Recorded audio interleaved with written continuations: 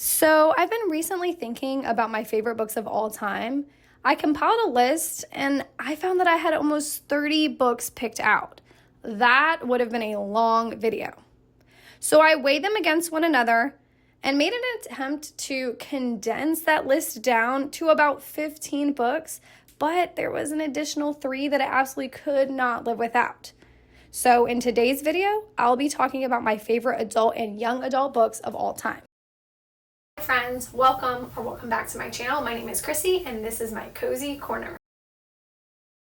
In today's video, I'm going to be talking about my favorite reads of all time. If We Were Villains by M.L. Rio. Alright, starting out strong with If We Were Villains by M.L. Rio. A quote from this book that perfectly embodies the theme of this story. You can justify anything you do if you do it poetically enough. This follows 7 college students who are studying acting at a prestigious university, specifically acting in Shakespearean plays. Out of the 7 of them, one of them is murdered, and we find that out pretty early on in the book. One of the cool things about this book, besides its amazing sprayed edges, which I got on Etsy, is that they talk in conversations with their group of the 7 friends. They respond to each other in Shakespearean language. I would actually describe this more as a dark academia with a side of thriller and mystery. What I love seeing is the roles that they were cast in these Shakespearean plays were starting to bleed into their lives, and lines were pretty blurred. Even though there's a murder that you're trying to figure out the whole time, you kind of forget about that because it's the complicated relationships and the parallels between the roles that they're cast in that is the true heart of the story. Firefly Lane by Kristen Hanna. Firefly Lane by Kristen Hanna is about 2 girls who have virtually nothing in common, but they form an inseparable bond. They meet for the first time in the 70s, and the book shows how their friendship evolves when it kind of moves through time and over 3 decades. Kate Malarkey is not the picture of popularity. She's kind of socially awkward. So when the cool, ambitious, beautiful Tully moves in next door, and they form an unlikely friendship. Kristen Hanna shows the beautiful, the ugly parts of the different stages of life through Kate and Tully. This story is compelling, it's powerful, and it's so profoundly poignant, to say the least. My Dark Vanessa by Kate Elizabeth Russell. My Dark Vanessa has a past to present timeline going on, and the past really delves into the psychological dynamics of 15-year-old Vanessa and her 42-year-old teacher. It shows how he groomed her and manipulated her at a really vulnerable time in her life. The present chapters show a slow journey of realization and recovery, and her reflecting on what really happened back then and how she fabricated her abuse as a fairy tale.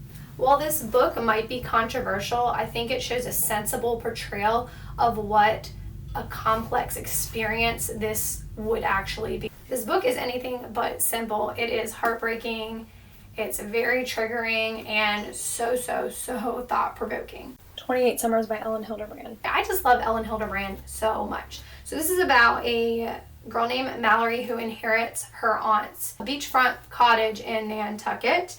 And her brother asks her to host his bachelor party where she meets his friend Jake, and they form a bond and they have so much fun together that they decide to meet the same time, Labor Day weekend, no matter what is going on in their lives, every single year. And this goes on for 28 summers. It's actually inspired by the classic movie Same Time Next Year. What's really cool is every chapter Ellen introduces a current event happening that year, and just like I said, it spans over 28 summers, so 28 years of different events that happen in different times. I thought that was a really cool thing that she added and really makes her stand out. This book stand out. There is an affair in here, so if you don't like cheating trope, maybe steer clear of this one, but the way Ellen writes it makes it so that I didn't necessarily hate it, and there's enough storylines and intriguing characters and other things going on in the book that it didn't really bother me too much. I wouldn't call this a happy romance. It is very emotional, and I would say it borders on the lines of literary fiction and romance, but it's definitely a story I won't soon forget. A Court of Mist and Fury by Sarah J. Maas. I know most of BookTube and Book Talk have read this one by now, and most have loved it. This is one of my favorites in the series, tied with A Court of Wings and Ruin. This one, I'm not going to spend too much time talking about it and giving the synopsis, because one, it's not the first book in the series, so that would spoil anything if I started to talk about stuff that happened in this one. And then the second thing is, a lot of people probably have already read it anyway, but I will say one of my favorite things about this specific book is that foreshadowing from the first book really pays off when you get to this one. Also, the missions, the romance, the action is just immaculate.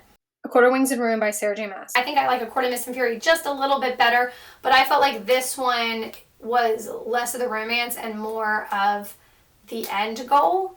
Queen of Shadows by Sarah J. Maas. Alright, Queen of Shadows is the 5th book in the Throne of Glass series. Again, can't say too much about it because it's not the first in the series, but this one is my favorite book in the series. This, I have the new cover as well, but I'm going to hold up the old cover because I don't have the new cover of Kingdom of Ash, and that one's coming next. So just to make it flow a little bit better, yeah, Queen of Shadows. I love this one. I think that you see a lot of characters evolve from book 1 into this book. A lot of characters come together in this one. 2 of my favorite characters ever in this series have like the most delicious moment. I mean, I'll weave whatever color you want me to. If you know, you know. Kingdom of Ash by Sarah J. Maas. Right, so staying with Throne of Glass, my second favorite book in the series, but still one of my favorite books of all time is Kingdom of Ash. I think it's so well paced. It's the best written in the series. We're given a satisfying ending, and it's just epic all around. I definitely think about this book and Queen of Shadows almost every day. Drink of the day, Poppy. Cherry Limeade. Ninth House by Leigh Bardugo. Now, I was actually really hesitant to pick this one up because I did read Shadow and Bone by Leigh Bardugo as well, and I thought it was only okay. So that made me not run to my shelf to grab it, but I should have, because now, like every other day, I'm going to Leigh Bardugo's Instagram and I'm trying to find an update on the 3rd Alex Stern novel and if that's going to be written or coming out soon, and I haven't seen one, and it's killing me. Alex Stern is a doubtful member of the Yale's freshman class. She was a high school dropout, or she was there during a multiple homicide incident. So she is offered a second chance when she's in the hospital to come and help them out at Yale. They offer her a full ride. Because of her extraordinary abilities to see, they call them grays, but it's like ghosts, to see those things, she's tasked with monitoring these secret societies within the Yale campus. When she arrives, she is wary about the things that have been going on in the secret societies, and she definitely finds out there is some shady business afoot. This book is dark, it's gritty, it has a whole ominous tone to it. Leigh Bardugo was inspired by her time at Yale. So the society tombs and the different areas on the Yale campus are actually real. So some of that world building is true. Hellbent by Leigh Bardugo. Also by Miss Bardugo, was an outstanding follow-up, in my opinion, to Ninth House. Though the tone is quite different, you do get more of an ominous, paranormal tone in Ninth House, whereas I feel like this is more of a fantasy with the missions and the adventure aspects of it. Speaking of the mission was so fun in this book. I could not put it down. I fell in love. You get introduced to quite a few characters in Ninth House, and I really didn't start to really fall in love with them until Hellbent, because they kind of band together. Like Avengers Assemble. Honestly, it reminded me of Buffy, where you kind of have like the strong, she's a vampire slayer. If you watch Buffy, then you have an awkward, bookish person, Willow, and then there's Xander, the goofy guy, and Giles, the older librarian. So there was kind of like, I could take a character and name them to each person. It reminded me of Buffy and her Scooby gang getting together trying to complete this mission. So I think that gave me a sense of nostalgia about one of my favorite shows. Now, I wouldn't read this for like a romance or anything. I think that there's one brewing, but we're only giving crumbs. So Lee Bardugo has only given us crumbs, not enough to call anything in here romantic, but the crumbs that she gives us are delicious. Kingsbane by Claire Legrand. I can't say enough about this. This is in the Furyborn series. Now, I have to show the other two. These are not a part of my favorite books of all time. They're great. They're solid books. The first one is Furyborn, which I'm going to give you a small synopsis of this one, because anything I tell you about Kingsbane, because it's the second one, is going to be a spoiler. And Lightbringer is the third one. So it's Furyborn, then it's Kingsbane, then you read Lightbringer. It's a trilogy. So this one's my favorite, but again, I'm going to talk about the synopsis for this one. You follow two women. One is Eliana, who's a bounty hunter and will kill or do anything to make sure her family is safe. The other woman you follow is Riel, who's actually 1,000 years in the past compared to where Eliana is. Riel has been hiding her powers her whole life and exposes them when she goes to try to save her friend from an ambush. It's said that the only people who should possess the powers that Riel has showcased to everyone is the Blood Queen or the Sun Queen. So the Blood Queen is prophesized to wreak havoc and destruction on the kingdom, while the Sun Queen is to bring about salvation to their land. So Riel is supposed to prove herself to her people as the Sun Queen by going through a variety of intense trials. Another really cool thing about this book is there is angels, and they're not gentle, majestic creatures. They're actually dangerous and cruel. So I'm going to hold up this one, even though I'm giving you more of the synopsis for this one. I'll just hold them both like this. So the chapters bounce back and forth between different point of views, which can be frustrating at first because you'll be reading Eliana's chapter and it gets really exciting. And I think every chapter ends on a cliffhanger. So you get to that cliffhanger and then you switch over to a different point of view. So again, if you're reading Eliana and you're like, oh my goodness, you go to the next chapter, it's Riel.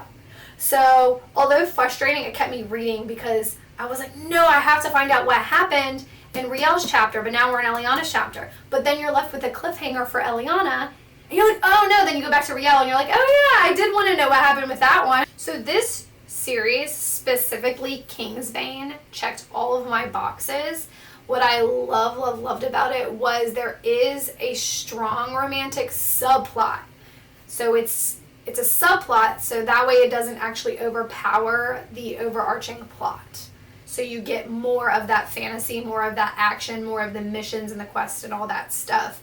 So if you're a fantasy reader like me, sometimes we love romantasy, but sometimes you want less of that, but still want that strong romantic subplot. And this series is really, really good for that. So this story is not really like anything that I have read before. The world building is so immense and so remarkably unique that I just feel like I also don't hear a lot about this series, which makes me sad because it's so good. I'm going to hook you with the first line. So we'll do Furyborn, so there's no spoilers. The queen stopped screaming just after midnight. Why? Why is the queen screaming? What's going on with that? So you'll have to read to find out. Are you grabbing your keys yet to go to Barnes & Noble? Because I need more people to talk about this with. Clockwork Princess by Cassandra Clare. This one's the third one in the Infertile Devices series. While I love all the books in that series, this one is like an all-time favorite. Beats out all of them. Not by a mile, because they're all good, but those aren't all my all-time favorites. This one made it. I don't want to give out spoilers if you haven't read it. I know that this was popular back years and years ago, so you might have already read it. This series, so specifically this book again, is the third in the series. The series follows Tessa, who is thrust into the Shadowhunters world. So she kind of finds allies in these people while she's trying to find her brother. It is a steampunk historical fantasy. I say I don't cry a lot, but I'll tear up, but sobbing cry. I don't sob a lot. And when I read the epilogue of this book, was sobbing tears. I couldn't see. I was moving my glasses up. I had tears all over my glasses. I was wiping my face. And I don't think I've cried that much since I think the most I've ever cried during something is the finale of Attack on Titan, the anime show. And this, maybe not as much as I did there, but this was still quite a bit of sobbing. The Bridge Kingdom and the Traitor Queen by Danielle Jensen. I love them both almost equally. I think I might like the second one just a pinch more, a pinch. So this is about Laura and Aaron, and Laura is to infiltrate Aaron's homeland. So their families make a deal for the two to be wed in an arranged marriage. And then when Laura gets to his homeland, she realizes things really aren't what they seem. There's like no magical creatures. It's more of, think like kings and queens and treasonous rival countries and all that kind of thing. So there's no magic in this series. I would say this series is a fantasy with romantic elements. You will get a slow burn romance, but it does focus a lot on the plot too. You're going to get a slow burn romance, you're going to get political strategizing, you're going to get vivid world building, a cunning and fierce main character. So if you like all those things, you'll definitely like The Bridge Kingdom. And if you like a lot of the other books that I have mentioned up here, give this one a try, because I think it's definitely an underrated one. It's another one I don't hear a whole lot about.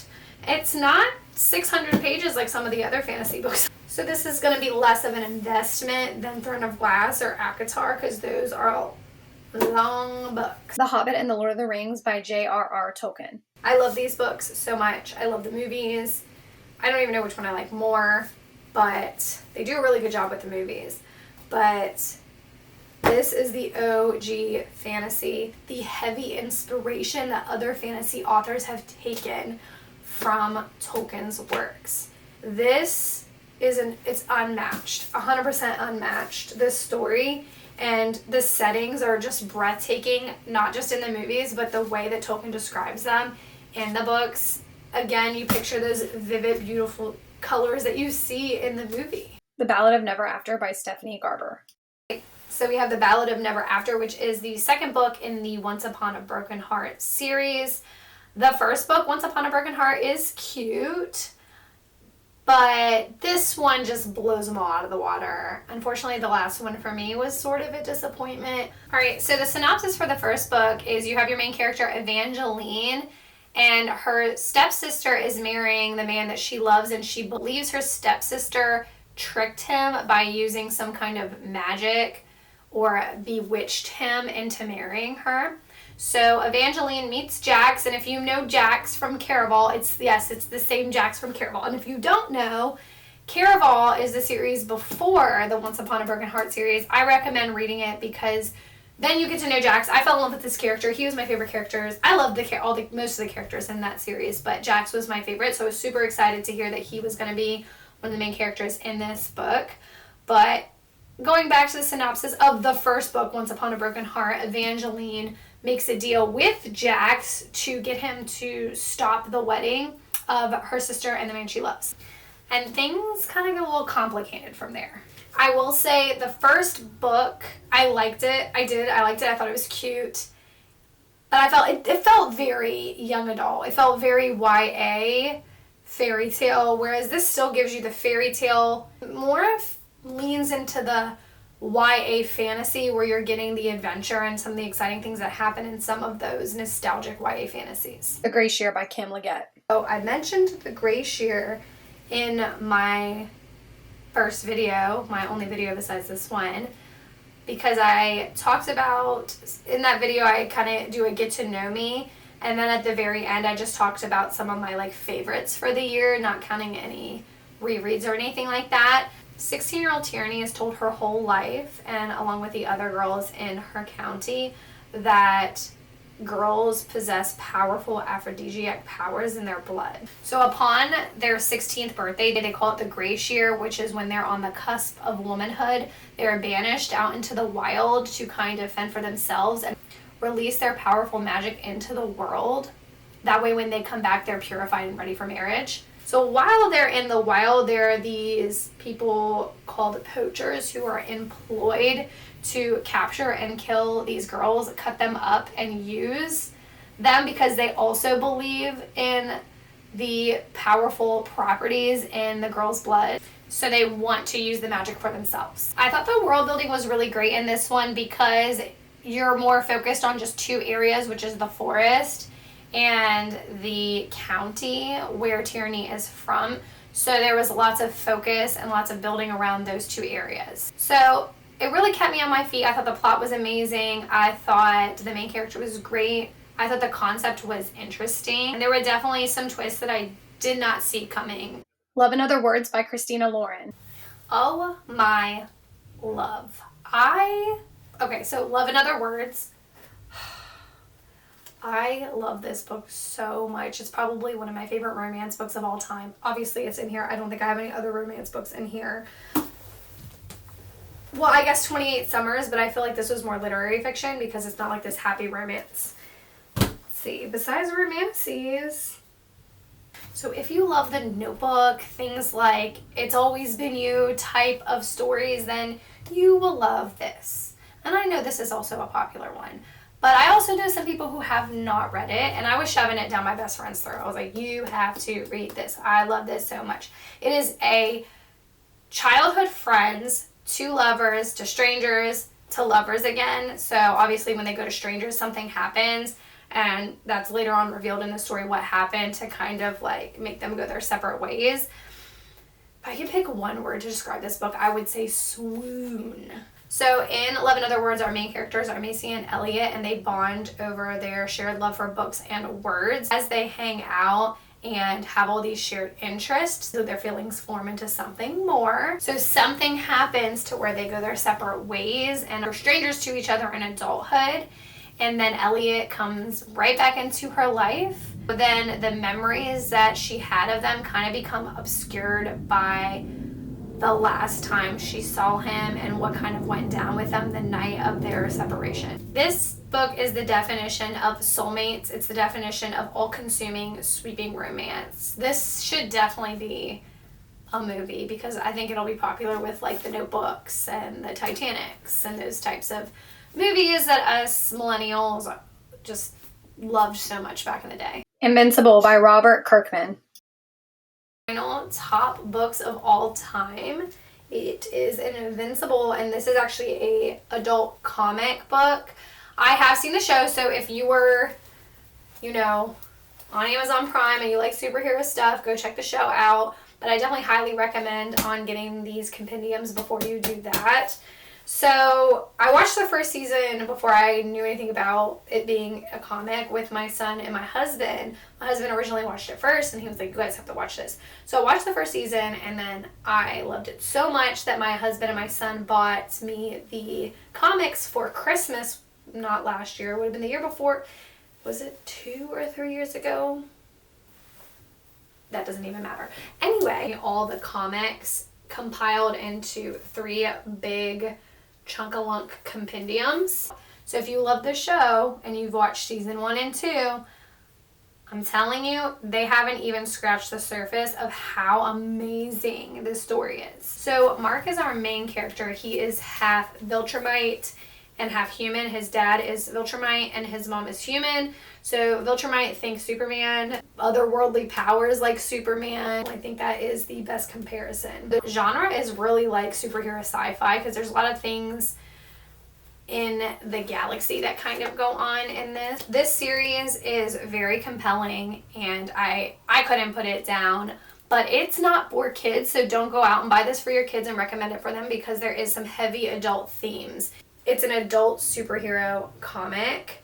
So while it has some adult themes and some tragic things that happen, there's still the comedic relief moments that remind you of Marvel. Invincible is absolutely one of the best things I've ever read.